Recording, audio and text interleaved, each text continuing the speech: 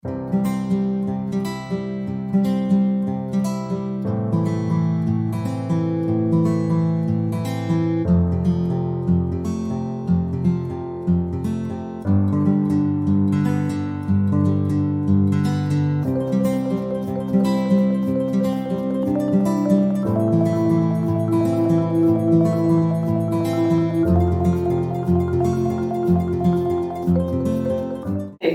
morning, Dr. Sheta.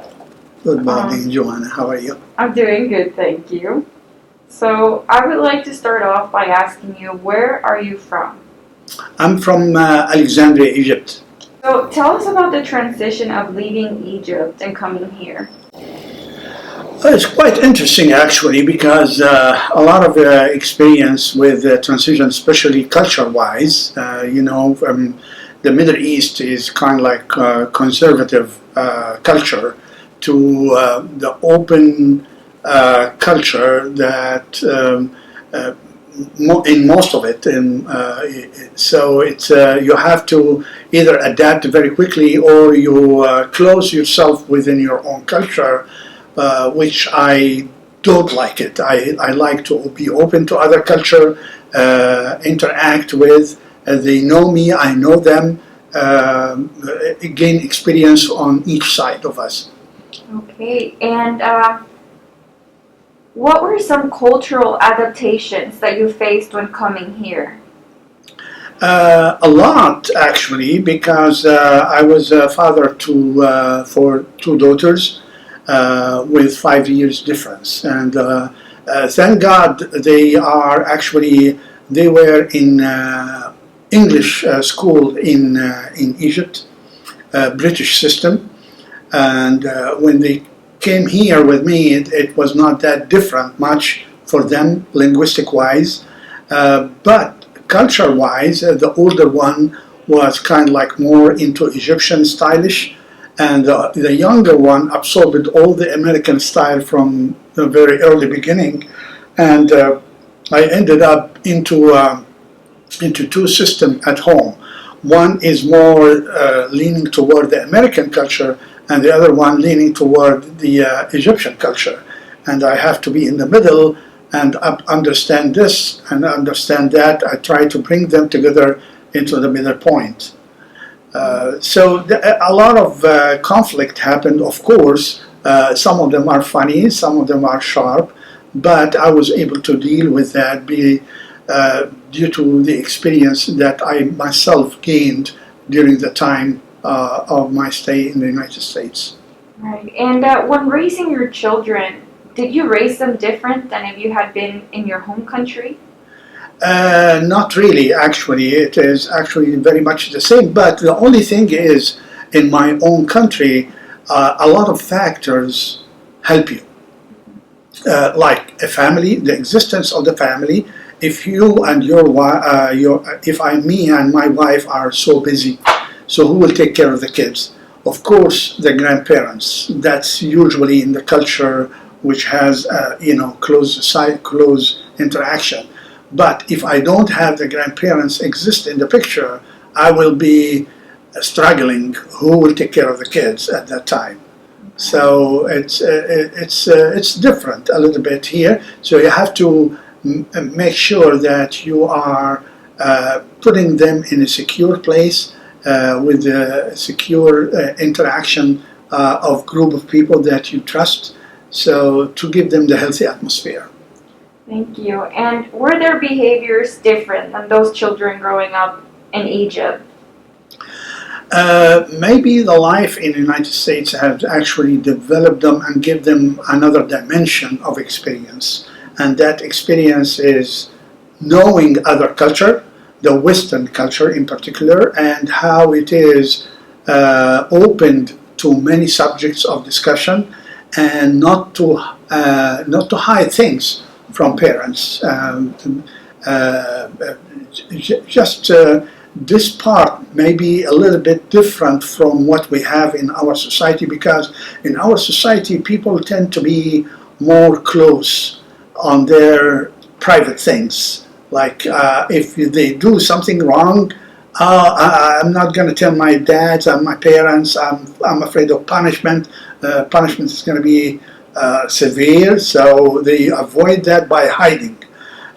If you raise your kids in the way that no, everything is subject to discussion, and we brainstorm together, we sit together, and we said this is wrong, and this is how you do it right. If you do it that way, then you can avoid a lot of discrepancy between the two cultures, even if you are raised in Egypt or raised in America. Yeah. What were the primary set of values that were important for you to share with them? Main things that for any parents, I believe, to share with kids is some ethical concepts. Is not to lie, not to be afraid of things, not always share with your parents what you think it is, okay? Parents should be understanding for their kids' decision on certain subjects. A lot of the concept that it's actually standard to any family all over the world. Thank you. And as we had mentioned earlier, there is a big gap where we have noticed that a lot of Arab Americans have not been or haven't felt comfortable going to therapy. So with this being the case, how can we make counseling more accessible or more approachable considering the Arab American views? Well, again, I'll go back to the subject of being the Middle Eastern.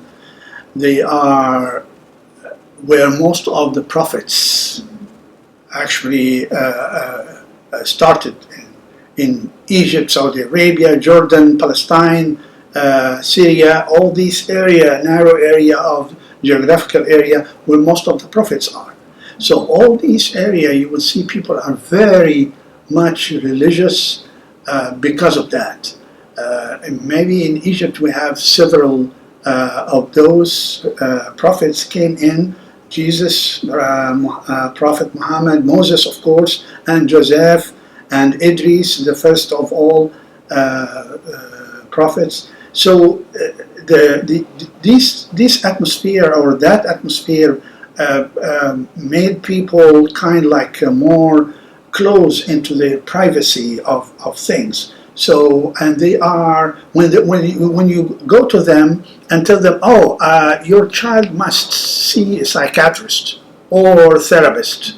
Oh, that's dangerous for them. It's a red line for them because they consider this as like a disease, dangerous, and it's kind of it takes off some of their pride, ego things. No. So I believe that if more interaction are allowed between the Middle Eastern culture kids and the other kids, and between most importantly between the families of those kids and the Western families, interaction by other means, visits, talks, exchange visits. They understand their culture, the others will understand their culture, vice versa. So that interaction will allow people to be opened to what the technology could bring, because therapist is a technology. It's a new medical field that it's actually mandatory to treat a lot of diseases, a lot of not diseases, I would say, name them symptoms. If you like, for instance, I would tell you in Egypt, my dad, my punishment is a slap on the face. That's a punishment. Or in the school, if you did something wrong, you will receive with a stick. If somebody beats you on the hand or on the legs sometimes, and which considered by the Western country these days is an abusive treatment, which is not in our countries. So that dramatic difference, what makes the whole thing, that makes it, oh no, we're not going to expose to know what we did to our kids. They consider it's our right to punish our kids our way, which is kind of wrong, of course, because that would develop the kids more kind of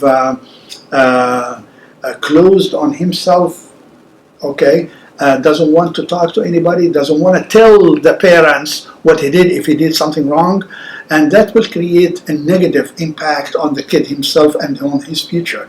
What I like about it here is actually the open or the encouragement of the kids to talk and present themselves, present their character, present their ideas without fear, and that difference maybe is a big difference, and it needed a lot of interaction between the two cultures in order to understand each other.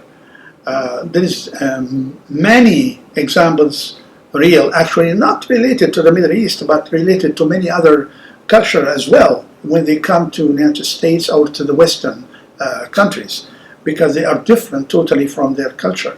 And it needs a lot of time. Maybe it affects very much dramatically the first generation.